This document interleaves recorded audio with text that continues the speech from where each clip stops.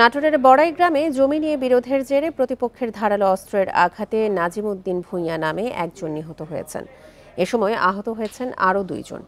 Police জানায়, আহমেদপুর নওপাড়া গ্রামে পারিবারিক একটি কবরস্থানের জমি নিয়ে নাজিমউদ্দিন ভূঁইয়া ও গনি মিয়া ভূঁইয়ার পরিবারের মধ্যে বিরোধ চলছিল। এরই জেরে সকালে 2 পরিবারের সদস্যদের মধ্যে বাকবিতণ্ডা হয়।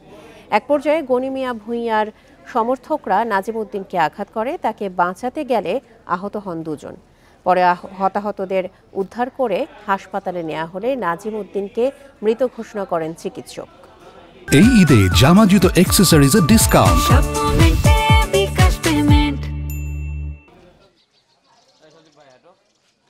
মনে হয় ওখানেই মারা গেছে, কিন্তু তাও হাসপাতালে নিয়ে আসলাম, পরে হাসপাতালে করে মারা গেছে। নাজিমউদ্দিন নাম, আমার সম্পর্কে ভাগনা। পরিকল্পিত হামলা করে 3 জনকে সে স্টেপ করার পরে একজন সে স্পট ডেড। নাটোর মেডিকেল এখন বর্তমানে মর্গে আছে, এখন তার পোস্টমর্টম